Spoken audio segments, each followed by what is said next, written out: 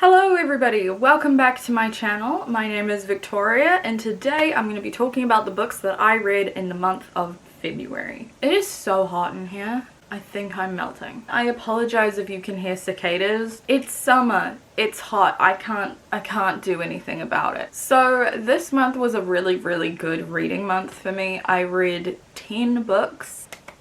Yes, I am giving myself a round of applause. I deserve it. So if you watched my February TBR, you know that I was planning on reading exclusively pink books for the month of February and kind of like a celebration of Valentine's Day, because when you're single, you take what you can get. And I did that. Every single book I read this month was a book I planned to read this month. One book isn't pink, but I'll get to that. I had a really good reading month in terms of reading a lot of books that I loved. I read a few 5 stars, which is exciting. Oh, we are in a slightly different location. I mean, these are the same bookshelves on this side, but this one here is different. It's my TBR shelf, so it's a chaotic mess and we're not going to talk about it, but look, it got Disney stuff on the top. So the first book I read this month was Outlander by Diana Gabaldon. This is the only book I read that wasn't pink, and I read it for a 24-hour reading vlog. I will link that both in the description and up in the cards. I gave this 3 out of 5 stars. This book follows a woman named Claire in 1946, so just after World War II, who has gone on a trip to the Scottish Highlands with her husband, and something happens and Claire gets transported back into the 1740s, because of course she does. While there, she encounters a group of Scottish clansmen and she ends up entangled in all kinds of stuff. I don't know how to explain this book. One of my biggest gripes with this book is that it feels like there's 3 books in one. I talk about all of this in depth in that vlog, by the way. I spent the last part of it reviewing this. It feels like there are 3 relatively distinct plot arcs. Like, this book is a trilogy in one book, so I can't give you a satisfactory blurb of what this is about, because I can only really give you a synopsis for what the first chunk of it is about, because then the next chunk is a very different plot, and then the next chunk is very different again. Like, the last third of this book has almost nothing to do with the initial premise. So there's that. That's not necessarily a bad thing. I'm not very good at explaining my thoughts, so this will be an interesting video. The other thing I had problems with in this was the association of any kind of reference towards homosexuality and the villains. That association was so clear to me and I don't like that. What did I like about this book? Because I did give it 3 stars, so clearly I didn't hate it. I actually did enjoy this, and a part of me is curious about the rest of the series, but this kind of wrapped up nicely enough for me to not feel like I need to read the sequel. I did enjoy this book. I loved the location, you know, the Scottish Highlands. I also really enjoyed the kind of political intrigue that was happening, not just between the Scots and the English, although that was a thing too, but between each of the Scottish clans. And I think that was really interesting. I know absolutely nothing about Scottish history. I don't know if this is really a good place to be learning about Scottish history, but it was fascinating. I did enjoy Claire as a protagonist. I found her pretty relatable. Having the contrast of her personality with the 1700s and the standards that exist then, or existed then, was really interesting and quite a fun dynamic. So I gave this a 3 stars. I did enjoy it. Not my favorite thing ever, and I definitely have problems with it, but I enjoyed it and I can see why other people like it so much. The next book that I read this month was Dark and Deepest Red by Anna Marie McLemore. No, I don't have 5 minutes, Duolingo. So this is a young adult magical realism novel set in this town where every year some magical kind of event happens that the town experiences, and then at the end it fades away. This year the magical thing happening is all these red shoes are appearing around town, and they're like giving people confidence, getting them to go for things that they don't even really know that they want. This is dual timeline, and then in the like present day timeline it's a dual perspective, so there's a lot of different elements to this book. So we follow a timeline in 1518 where there is a dancing fever. People are dancing uncontrollably until they die, and no one can figure out how to stop it, and this one family is kind of being pointed to as, hey, they're witches, it's their fault. So in the present day, with all these shoes happening, there is a pair that are one of our protagonists, because we kind of have 3, We have a girl in the past, a girl in the present, and a boy in the present. In the past, we have Lavinia. In the present, we have Rosella and Emil. And so Rosella gets a pair of these red shoes and they seal to her feet and start making her dance. And Emil and his family are a little bit closer to this story of the dancing fever. That is such a bad description of the synopsis. I don't know how to describe this book, but I really enjoyed it. I gave this a 4 out of 5 stars. I loved all of the characters. I loved Lavinia and her family dynamic from back in the 1500s. Her and Alethea? That's not right. I thought that was really well done. He is a fantastic character. I also really liked Rosella and Emil as protagonists. I thought they had their own kind of plots really separate from each other, which was really good to see. They have their own struggles. Obviously there's romance,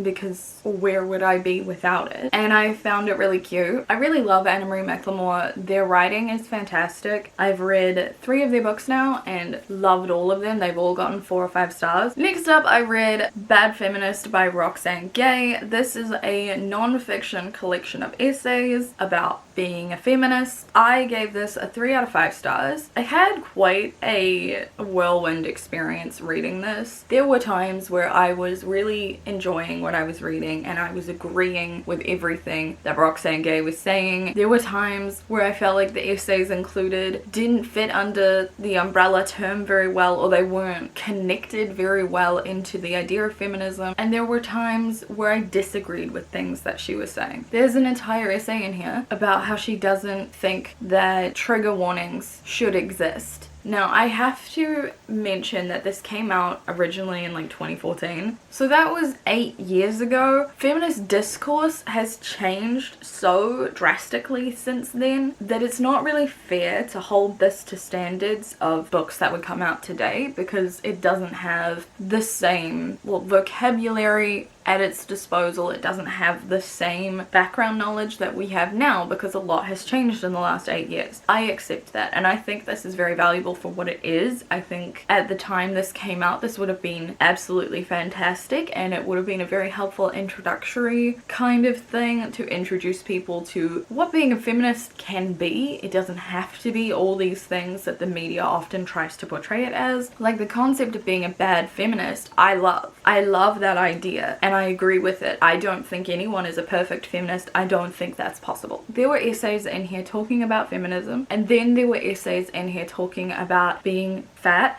and then there were essays in here talking about being black, and then there were essays, and then there were essays, and they didn't feel connected, and I wanted them to be more connected. I did still enjoy it. I did still see a lot of value in it. I can see how a lot of people who know nothing or very little about what feminism really is could get a lot out of this, and I think those kinds of books are always really important. I do not understand why I had to read an essay about competitive Scrabble though. I understand most people love this, and I am so happy that a book like this is getting so much love and attention. But yeah, I gave this a 3 stars. Her writing is so easy to read, and it really just feels like someone's talking to you. I feel like this would have made a really good audiobook. So the next book I read was A Totally Awkward Love Story by Tom Allen and Lucy Iverson. This is a, well, I'm gonna call it young adult romance, although it's definitely for older. The content in this gets relatively graphic at times in a sexual nature. I gave it a 3 stars, and I really just didn't know how I felt about this. I'm still not quite sure how I feel about this. I can't figure out if I like it or not. I've put it at a 3 because I did enjoy reading it, but it was a weird experience. So this book follows 2 people in dual perspective, Hannah and Sam, and it's the summer between their last year of high school and their first year of college, and for both of them, they really just want to lose their virginities. There is a strange focus on virginity in this book. As someone who was a teenager at the time this came out in 2018. I was 18 at the time, the same age as the characters. No one cares this much about virginity. Maybe I was just at a really nice school where people weren't dicks, but as far as I can tell, no one cares if you're a virgin or not. Or at least no one I knew cared. It wasn't like this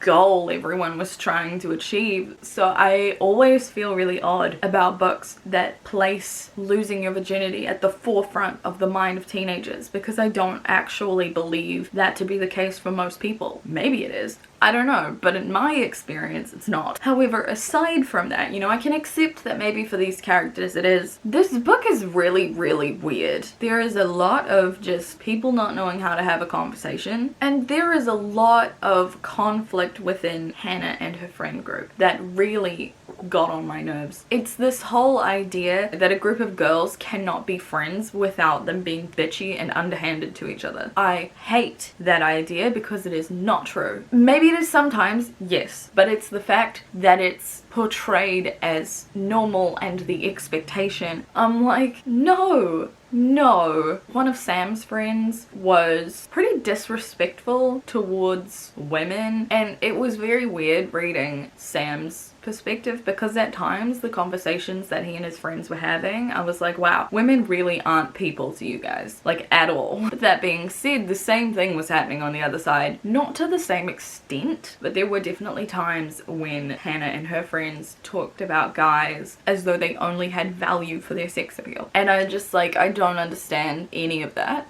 The romance between Hannah and Sam, it was cute when it was happening, and it was frustrating when they just didn't know how to talk to each other. I think there are better young adult romance books out there. It's a fun, quick read, but it is hyper sexualized. Everyone is obsessed with sex. I have mixed feelings on this. It did have some interesting things to say, and I did find it really interesting reading the perspectives of Sam and Hannah and the kind of expectations that they both had to deal with. The next book I read this month was Operation Sisterhood by Olugbimasola Rode-Perkovich. That is not how you say that, and I do apologize. This is a middle grade contemporary novel following Bo and her mother as they move into Bo's mother's new partner's house.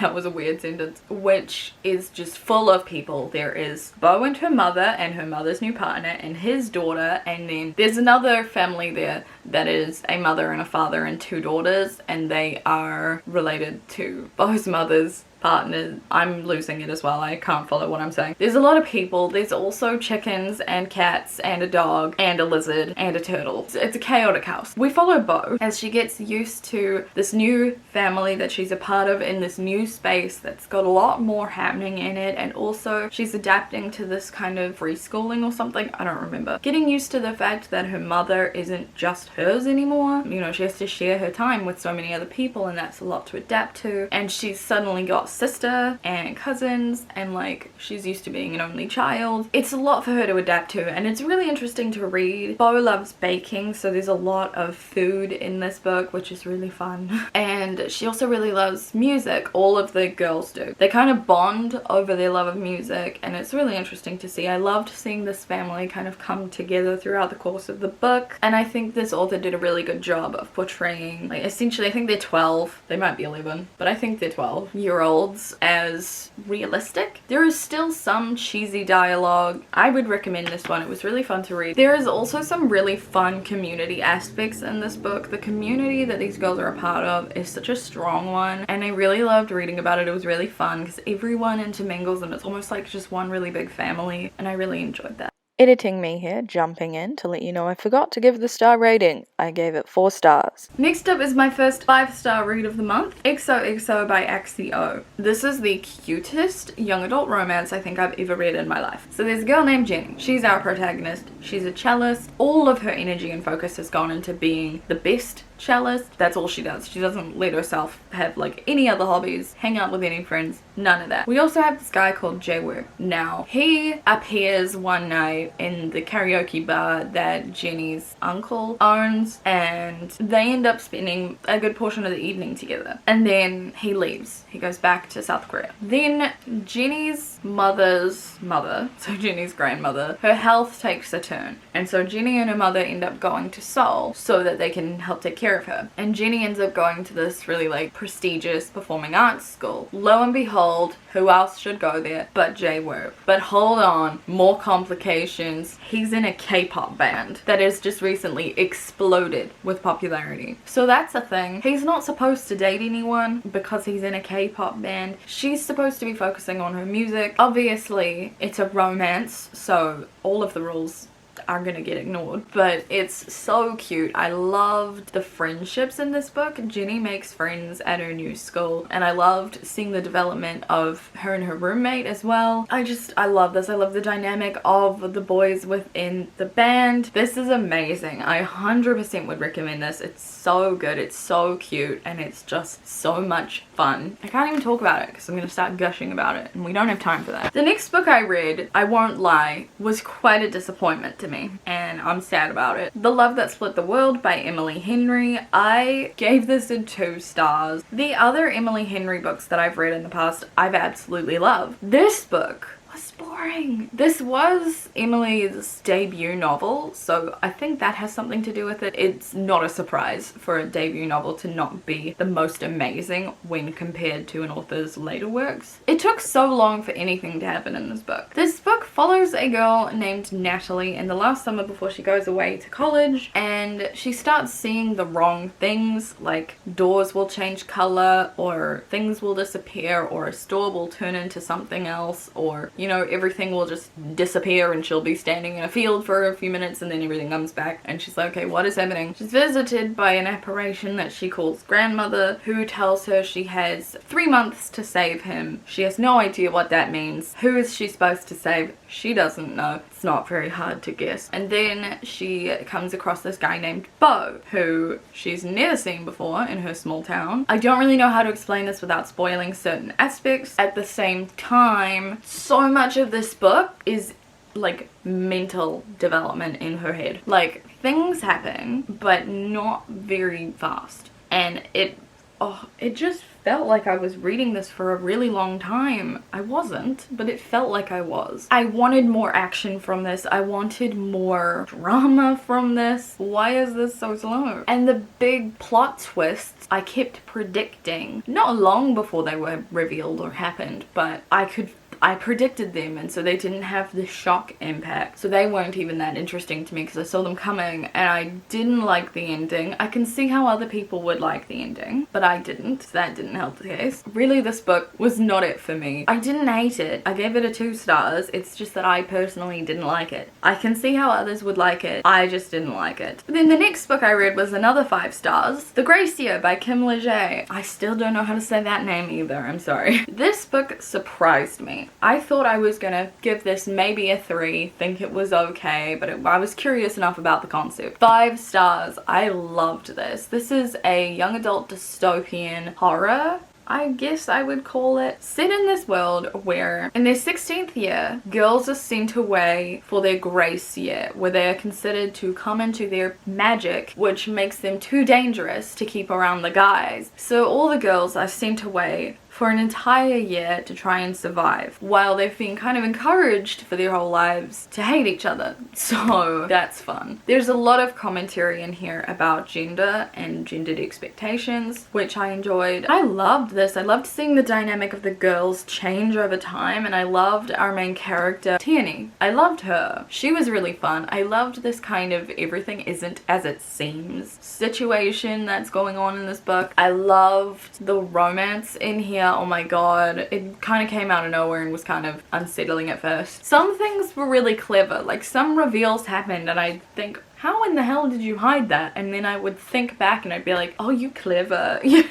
You clever. By some reveals, I mean one in particular. I just really enjoyed this book. It was so fun and it was such an interesting vibe. It's weird to say it was fun. It's also really gross and graphic and gory. Like, oh my god, if you don't want to hear about people being skinned and, you know, chopped into little pieces in jars and then sold for people who will like make them into remedies for things, then you probably don't want to read this. It is quite disgusting at times, but it's so fascinating, it's so interesting, and I really, really did enjoy it. And the next book I read was The Hearts We Sold by Emily Lloyd-Jones. This I gave a 4 stars. So this book is set in a world where there are demons and they make deals with humans in exchange for a body part. Our protagonist, Dee, makes a deal with a demon in exchange for her heart, and there's like a group of people who have made similar deals with the demon, and so they're kind of a group of heartless and they have to do specific tasks for him. This book premises itself with the tagline, "Her heart is no longer hers to give," at the top here, because one of the other members of the heartless group, you know, she and him kind of start to develop some kind of feelings, and this book poses it as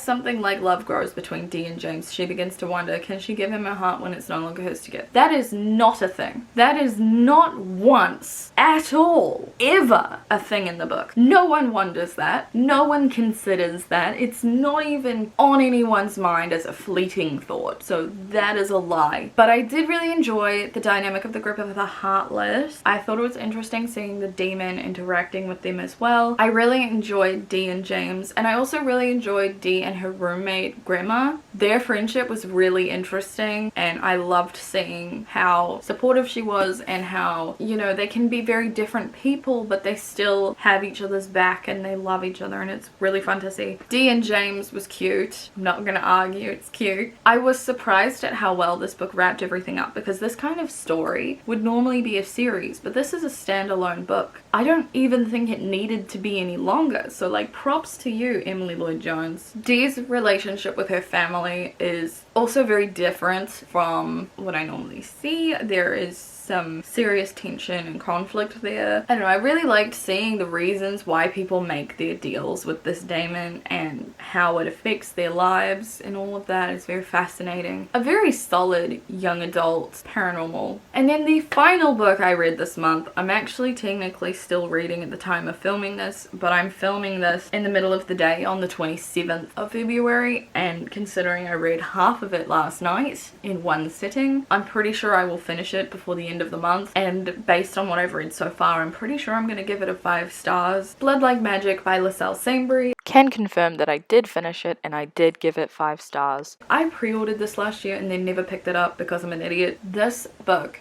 is so good. This is a young adult paranormal set in the future following a family of witches. Our protagonist Vo is coming into her calling. So at a certain point in your life, every witch has a calling where they are approached by the spirit of one of their ancestors who gives them a trial that they must complete in order to come into their powers. And if you fail, you don't get your powers. Vo fails hers, so that's fun. And she's actually given a second chance. But this is concerning because her second chance risks everyone's powers. Should she fail, everyone loses their powers and no one can come into them in the future. The entire family is rendered not witches anymore. Pressure much. Her challenge, her calling, her trial is to kill her first love within a month. So that's a thing. So not only does she have to kill somebody, she has to find somebody to fall in love with before that, fall in love with them, and then kill them. But what a fun time. So this book has the enemies to lovers trope, which is just fantastic, and I'm really excited about it. I love it. It's great. I love the dynamic between Bo and Luke. It's great. I also really love the family in this.